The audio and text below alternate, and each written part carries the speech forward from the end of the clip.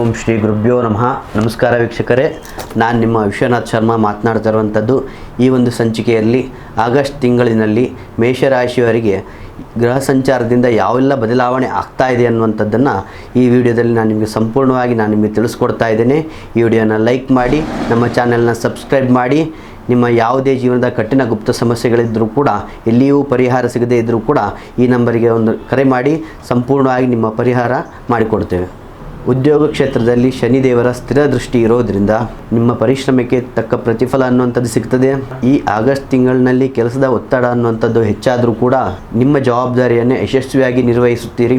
ಉದ್ಯೋಗಕ್ಕಾಗಿ ಪ್ರಯತ್ನಿಸುತ್ತಿರುವವರಿಗೆ ಗುರುವಿನ ಅನುಗ್ರಹದಿಂದ ಉತ್ತಮವಾದಂಥ ಅವಕಾಶ ಸಿಗುವ ಸಾಧ್ಯತೆ ಇದೆ. ಸಂಬಳ ಹೆಚ್ಚಾಗುವಂಥ ಮಾತುಕತೆ ಕೂಡ ನಡೀತಾ ಇದೆ.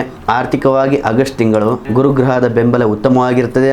ಆದಾಯದಲ್ಲಿ ನಿಧಾನವಾಗಿ ಏರಿಕೆ ಅನ್ನುವಂಥದ್ದು ಕಂಡು ಬರ್ತದೆ. ಹೂಡಿಕೆ ಮಾಡುವವರು ಅನುಭವಿಗಳ ಸಲಹೆಯೊಂದಿಗೆ ಮುಂದುವರೆದರೆ ಉತ್ತಮವಾದಂತಹ ಲಾಭಗಳು ಸಿಗುತ್ತದೆ. ಅನಗತ್ಯ ಖರ್ಚುಗಳನ್ನು ನಿಯಂತ್ರಣ ಮಾಡಿಕೊಳ್ಳುವಂಥದ್ದು ತುಂಬ ಒಳ್ಳೆಯದು.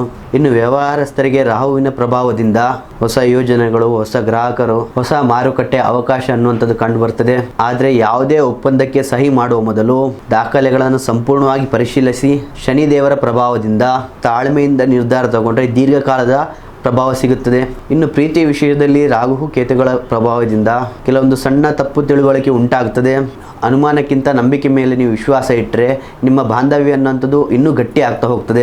ವಿವಾಹಿತರ ಸಂಗಾತಿಯೊಂದಿಗೆ ಉತ್ತಮವಾದಂಥ ಸಮಯವನ್ನು ಕಳೆಯುವುದು ಉತ್ತಮ. ಇನ್ನು ಕುಟುಂಬದಲ್ಲಿ ಗುರುಗ್ರಹದ ಬದಲಾವಣೆಯಿಂದ, ಇನ್ನು ಮನೆಯಲ್ಲಿ ಗುರುಗ್ರಹದ ಕೃಪೆಯಿಂದ ಸಂತೋಷದ ವಾತಾವರಣ ಅನ್ನುವಂಥದ್ದು ನೀವು ಕಾಣ್ತೀರಿ. ಮನೆಗೆ ಸಂಬಂಧಿಸಿದ ಶುಭ ಕಾರ್ಯಕ್ರಮಗಳ ಬಗ್ಗೆ ನೀವು ಚರ್ಚೆಯನ್ನು ಮಾಡ್ತೀರಿ. ಇನ್ನು ಆರೋಗ್ಯದ ದೃಷ್ಟಿಯಿಂದ ನೋಡಬೇಕಾದ್ರೆ ಶನಿ ಮತ್ತು ಕೇತುಗಳ ಪ್ರಭಾವದಿಂದ ಸಣ್ಣ ಪುಟ್ಟ ಆರೋಗ್ಯಗಳ ಸಮಸ್ಯೆ ಕಾಡಬಹುದು. ಆರೋಗ್ಯದಲ್ಲಿ ಸಣ್ಣ ಪುಟ್ಟ ತೊಂದರೆ ಬಂದರೂ ಕೂಡ ನೀವು ನಿರ್ಲಕ್ಷ್ಯ ಮಾಡ್ಲಿಕ್ಕೆ ಹೋಗಬೇಡಿ. ಶನಿದೇವರ ಅನುಗ್ರಹಕ್ಕಾಗಿ ನೀವು ಶನಿವಾರ ಶನಿದೇವರಿಗೆ ಎಳ್ಳೆಣ್ಣೆ ದೀಪವನ್ನು ಹಚ್ಚಿ ಪ್ರತಿದಿನ ಬೆಳಿಗ್ಗೆ ಓಂ ಬೃಹಸ್ಪತಿಯೇ ನಮಃ ಎಂಬ ಮಂತ್ರವನ್ನು ಪಠಿಸಿ. ಹಾಗೆ ಶನಿವಾರ ಓಂ ಶನಿಶ್ಚರಾಯ ನಮಃ 108 ಬಾರಿ ಪಠನೆ ಮಾಡಿ ಹನುಮಾನ್ ದೇವರ ದರ್ಶನವನ್ನು ಪಡೆದು ಸಿಂಧೂರವನ್ನು ಅರ್ಪಿಸುವುದರಿಂದ ರಾಹುಕೇತು ದೋಷಗಳ ತೀವ್ರತೆ ಕಡಿಮೆ ಆಗ್ತದೆ. ಒಟ್ಟಾರೆಯಾಗಿ ಆಗಸ್ಟ್ ತಿಂಗಳಿನಲ್ಲಿ ಮೇಷರಾಶಿಯವರಿಗೆ ಉದ್ಯೋಗ ಮತ್ತು ಆರ್ಥಿಕ ಕ್ಷೇತ್ರದಲ್ಲಿ ಉತ್ತಮವಾದಂಥ ಅವಕಾಶವಿದೆ. ಆದರೆ ರಾಹು ಮತ್ತು ಕೇತುಗಳ ಪ್ರಭಾವದಿಂದ ಸಂಬಂಧಗಳಲ್ಲಿ ತಪ್ಪು ತಿಳುವಳಿಕೆ ಬಗ್ಗೆ ತಪ್ಪಿಸಬೇಕಾಗುತ್ತದೆ.